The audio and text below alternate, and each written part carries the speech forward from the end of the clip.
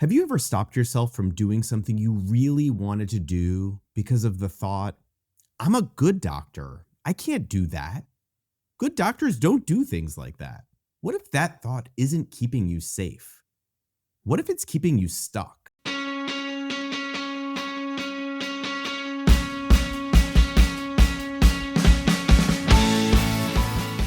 This is the Better Physician Life podcast. I'm Dr. Michael Hersh, a full-time practicing gastroenterologist, a husband, a dad, and the founder of Better Physician Life Coaching. This podcast is designed to help physicians create work-life balance, set goals, manage stress, and feel more present at home and less annoyed at work. It's time to stop feeling trapped in medicine and start enjoying the lives we've worked so hard to build. Welcome back to Better Physician Life. I'm Dr. Michael Hersh, and I'm so glad you're here with me today. Today, we're diving into a question that rarely gets airtime, but shapes everything we have in our lives. From the way we work to the way we live, what does it mean to be a good doctor? And what if the life you really want doesn't fit inside that definition? Let's dive in. So let's be honest. Most of us know that voice, the one that shows up not with facts about how things truly are, but with fear. The kind of fear that whispers the rules in the background, even when no one said them out loud. Maybe you've been thinking about starting something new, maybe a side project, a new business, exploring a new hobby, relearning that foreign language you haven't studied since college, creating a pickleball team, really anything.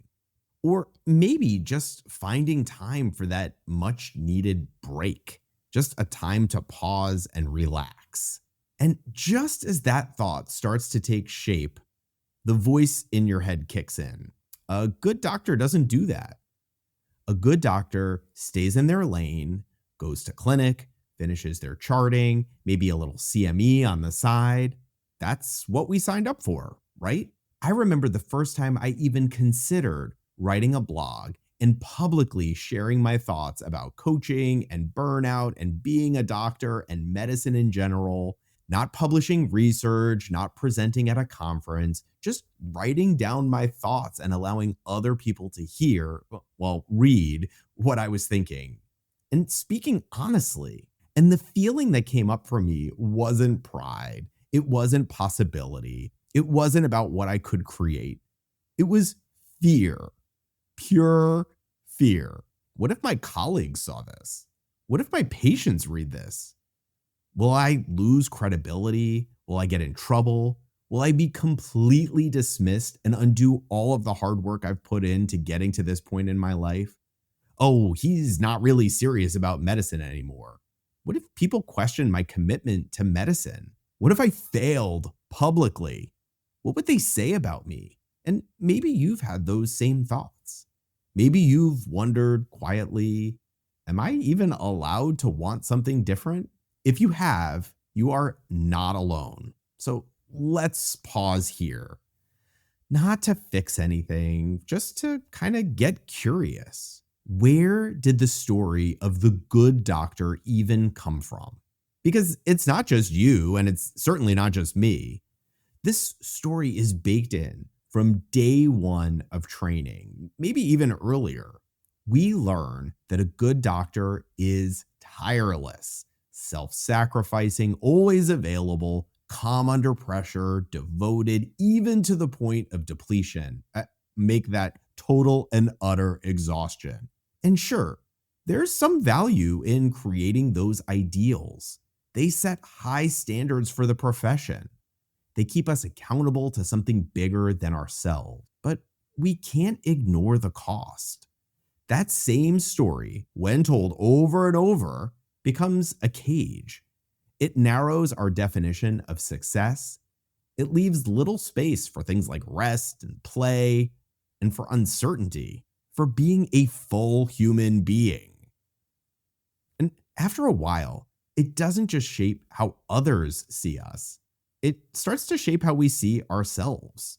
So when a new idea pops up, when we feel that surge of excitement about trying something new, those thoughts about being a good doctor act like a wet blanket on the initial spark.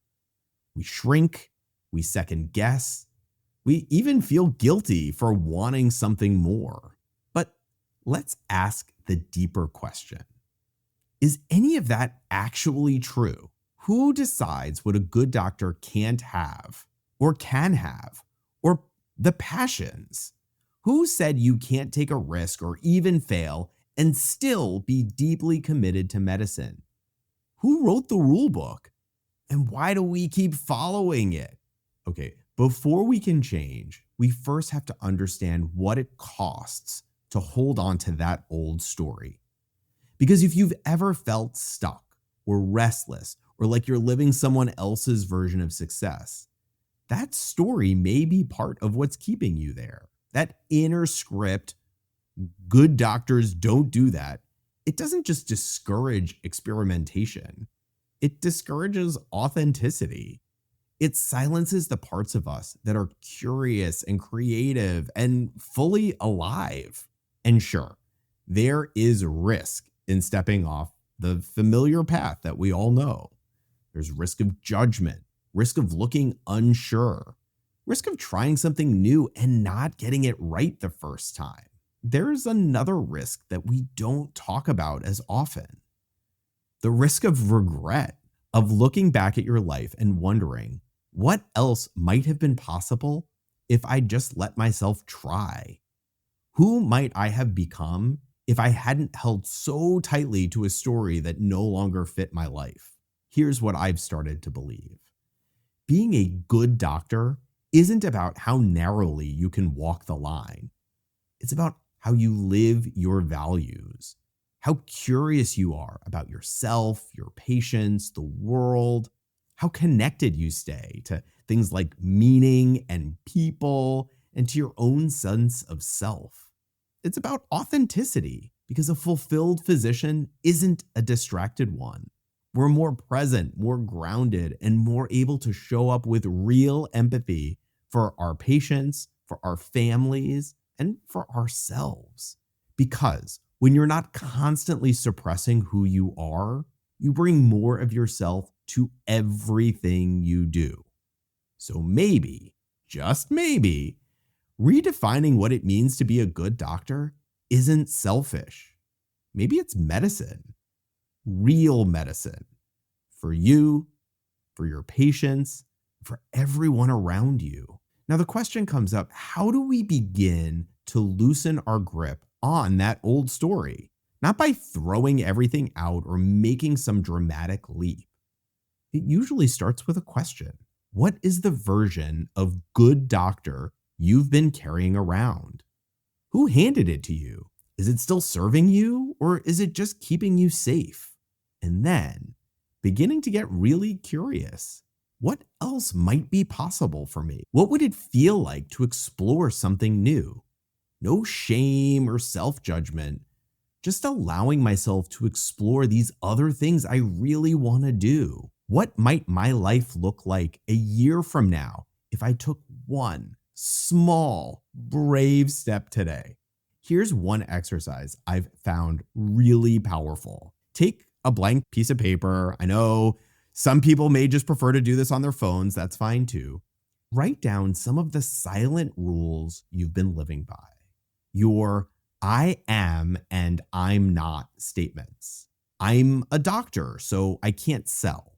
I'm not a business person, so I can't charge cash. I am supposed to stay clinical, so I shouldn't branch out. Then swap the for you. You can't do that. You're a doctor. You're not allowed to step outside that lane. You should know better. Now, pause. Whose voice is that? Is it a mentor, a parent, a program director from residency or fellowship, a colleague, broader medical culture, or some random dude in a highly policed Facebook group that's supposed to be supporting physicians but actually serves to continue narratives like this? Okay, I digress. Because So often, the rules we think we chose are really just stories we were handed. We inherited them and chose not to question them, or even better, rewrite them altogether. But when you name them, really name them, it's easier to start letting go, to see them not as absolute truths, but as options, old stories that you can outgrow. And that's where things really begin to shift. Because once you start seeing those inherited stories for what they are, you begin to imagine new ones. But we also have to be honest here. That path outside the traditional box, it's not always neat. Medical education and training is linear and clear and planned out, but life is murky. Sometimes it feels like you're making it up as you go because, well, you are. There's no blueprint for building a life that fits you. No CME module on curiosity, no certification for alignment, and that can feel challenging and uncomfortable. But here's the thing, you don't have to figure it out alone. Find other people who are asking the same questions. Not people who have it all figured out, maybe just people who are a few steps ahead. People who support your curiosity, not your credentials. Because we all stumble, we all fail. But in the right community, failure isn't proof you don't belong. It's proof you're growing. It means you're experimenting. It means you're alive. And here's what I hope you'll remember most and take away from this episode. Doctors are some of the most driven, resilient, and capable people I know. We push ourselves harder than most.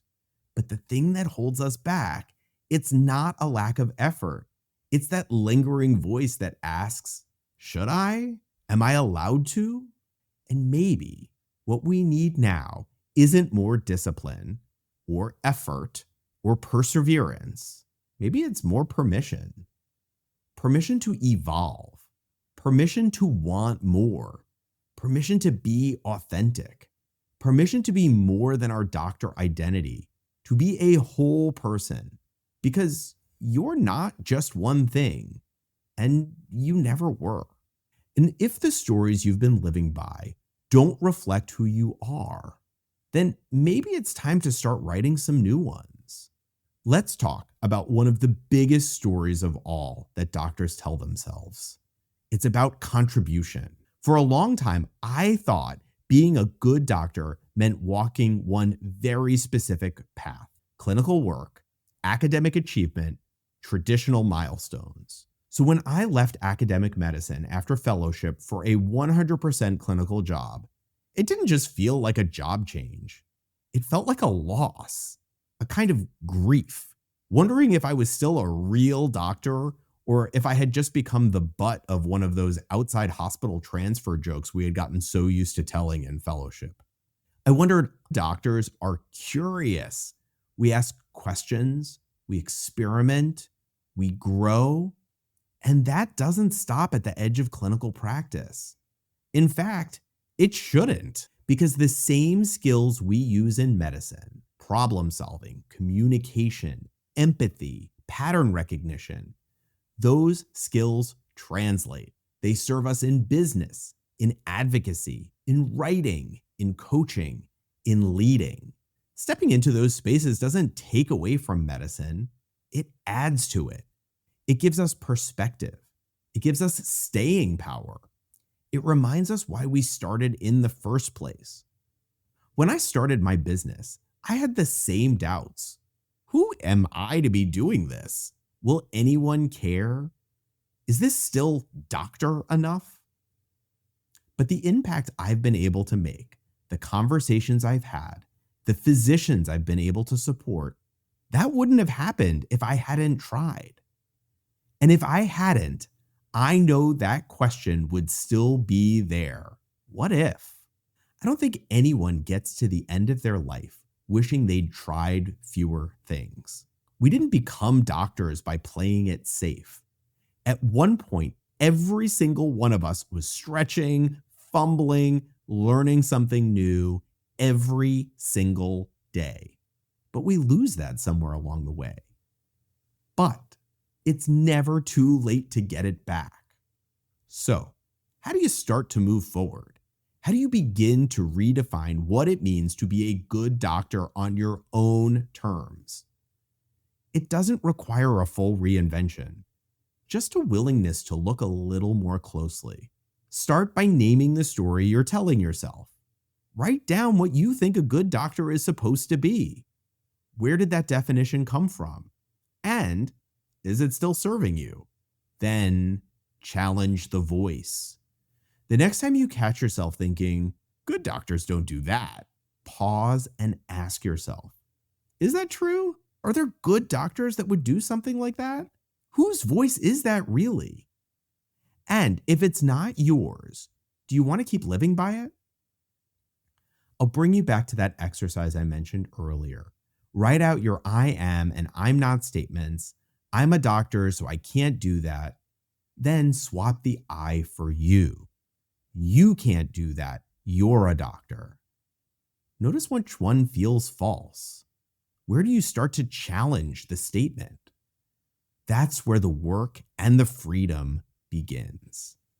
Then take one small step. What's something you've been quietly curious about? Not ready to overhaul your life, just ready to explore. Sign up for the thing. Start the journal, ask the question, test the waters, find your people. Other physicians are walking this exact path, asking the same questions. You don't have to do this alone. And remember, contribution isn't limited to your clinic or the research lab or in the latest journal publication. You can still care deeply about patients and also want to teach, to write, to build, to lead. We're more than just one thing. We always were. And above all, give yourself permission to evolve. Because maybe being a good doctor isn't just about how well you fit the mold. Maybe it's about how well you live in alignment, how present you are, how honest you choose to be about what you want and how you want to spend your time. Okay, so let's bring it home. Being a good doctor has never been about one right way. It's not a job title or a checklist. It's not determined by how traditional your path is or how closely it matches someone else's. It's about how you show up, how you serve, and whether you're building a life that reflects who you really are. I used to think there was just one path. And when I stepped off that path, I was worried I'd lost something essential. But what I actually found was space. Space to ask new questions, to do meaningful work, and to reconnect with why I started all this in the first place. And if I hadn't taken that step, I know that question, what if, would still be hanging in the air. So if you take nothing else from this episode, let it be this. You are not just one thing, and you never were. You're not betraying anything or anyone by wanting more. And you're not selfish for wanting more, for wanting to feel like a whole person. Redefining what it means to be a good doctor isn't just possible. It's essential for our patients, for our profession, and for ourselves. So what's your next step? What's one small way you can begin to question, to reflect, and to reimagine what's possible for you? Because at the end of the day, you get to decide what kind of doctor and what kind of human you want to be. And you'll never know unless you try. Thank you so much for being here with me today. If this episode gave you a little room to breathe, to reflect, or to reimagine, share it with someone who might need it. And maybe, just maybe, take a quiet moment to consider your definition of what it means to be a good doctor. Take care, and I'll see you next time on Better Physician Life. Bye. Thanks for hanging out with me today. I know how full your days are, so the fact that you chose to spend this time here means something. If anything in this episode hit home, hit subscribe and send it to a colleague who might need it. And if you want to learn more, check out my website at www.betterphysicianlife.com. These conversations matter more than we realize. And please take care of yourself. I'll see you next time.